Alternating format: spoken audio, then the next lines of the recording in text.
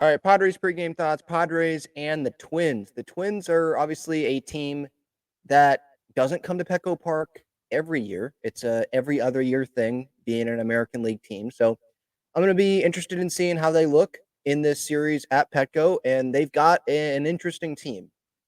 They've got talent in that lineup, as you'll see in the lineup tonight. They're not fully healthy though, which has been an issue for them, but they still sit 70 and 54. And so they're a comparable team to the Padres with record. They have one fewer loss than the Padres do, same amount of wins, and both teams have talent to make some noise in the postseason. I feel like the Padres have the ability to go farther than the Twins do in the postseason, but I think a big question for them is going to be, can they get fully healthy before the postseason? And if they do, then that might be able to change some things for them. Right now, if you look at their lineup, they don't have Carlos Correa and they do not have Byron Buxton. Both guys out. I believe Correa is dealing with the plantar fasciitis. I don't know what Buxton's dealing with, but he has been dealing with maybe it's his knee still.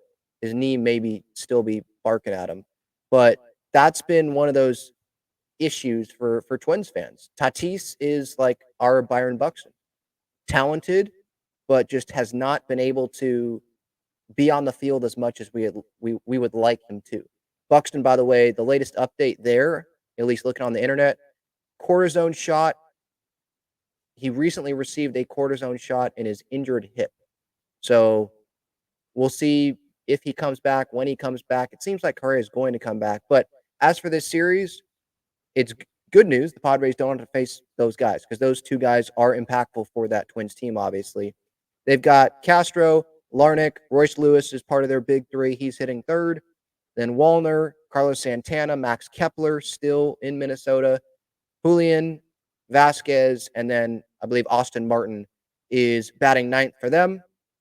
You look at those OPSs and not really very many scare you. It's the two that you would expect if you follow some type of Twins. Like how often do you watch? If you pay attention to the Twins at all, you probably would guess that it's those two guys, Lewis and Wallner, with those highest OPSs on the team. And so take advantage. Michael King on the mound for the Padres today.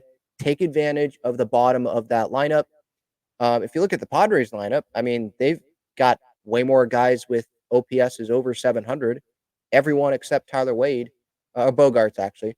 Um, they all have OPSs over 700. And Bogarts, I mean, let's be honest, we know that he's playing better since he came off the IL. So what the OPS is really dragging him down, the body of work that happened, before he got hurt, that's what was dragging him down. That's what's dragging this OPS down, I should say, not what he's doing since then. I know he doesn't have a bunch of power, but he's hitting for average a lot better. He's getting on base much more.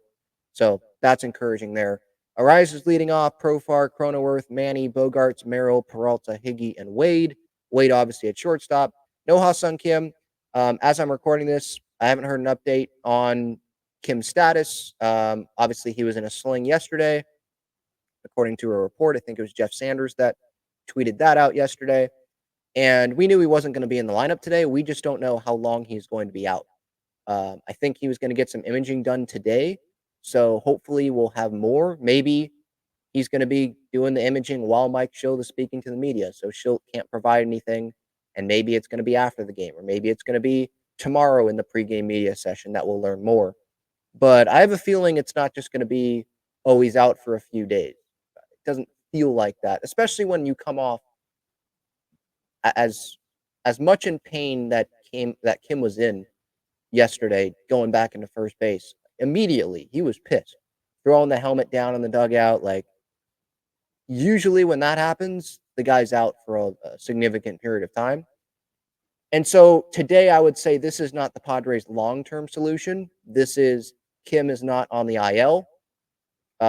We're just rolling out with what we had yesterday in terms of the shortstop, second base combo, first base with Crony at first, and have Arise in there. Maybe they'll get Solano in there at some point, but Wade's going to be at short. Bogarts is going to be at second until we know fully, until we get more information on how long Kim is going to be out. Michael King on the mound for the Padres. And then it will be Zebby Matthews on the mound for the Twins. He has one game so far in the big leagues, so it's not like there's this big sample size that we can get from Zebby Matthews. 5 innings, 2 earned runs on August 13th. That was against the Royals. He threw 77 pitches. So, I think a big key for the Padres, get to this guy, get to the Minnesota Twins bullpen. Score a bunch of runs off of him, and just have yourself a nice, easy win today. That would obviously be the ideal thing. The good news, though, is if it can't be like that, Robert Suarez is rested. The bullpen, it's in a pretty darn good spot because of what happened during that Colorado series. Suarez didn't have to pitch.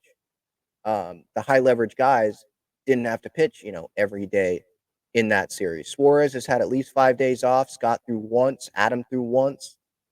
Morejon, they'll probably try to stay away from, and Hoeing. Matsui threw 27 yesterday, but it's in a good spot. To have Michael King give you your 6 innings, and you could go Adam Scott Suarez right there. Or you could have Reynolds go if it's a favorable situation for you in terms of, the gap between you and the Twins' offensive production tonight. My underdog fantasy pick that I'm going to go with for Michael King today, it's going to be half first inning hits allowed. I will go lower on that. He's been pitching well lately. And he's been battling after getting hit, on that comebacker against the Baltimore Orioles. His last time out, 6 innings, no earned runs. And I remember saying this in my postgame after he pitched. It didn't seem like he gave up 7 hits in that outing. He was in control against the Pirates. It was a smooth 10 punch outs, no runs, no walk performance. It was smooth. Last outing before that, 5 innings, 3 earned runs, gave up a homer. But Michael King, if the playoffs started today, he'd be pitching in one of those 3 postseason games. I don't know which one, but he'd be pitching in one of those 3 in a hypothetical wild card series against the D-backs. It would be happening. So, this game here, just setting it up, it sets up for a Padres win. But the Twins, they have 70 wins as well. Padres, they play in a tougher division, but we can't, just disrespect the Twins. They're down some guys, but they've got some heat in that bullpen, and they've got talent in that lineup. Carlos Santana can get you with a homer. He can. He has 18 homers on the year. Royce Lewis can get you, obviously. They've got talent there at the top of that order. Max Kepler can get you. Not known as much as a power bat as some other guys, but there's still guys in that lineup that you do have to be careful with.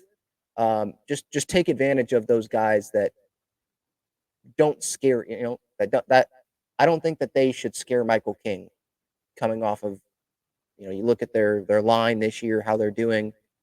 Go attack those guys. If you give something up, okay, but try to be efficient and work deep into this game.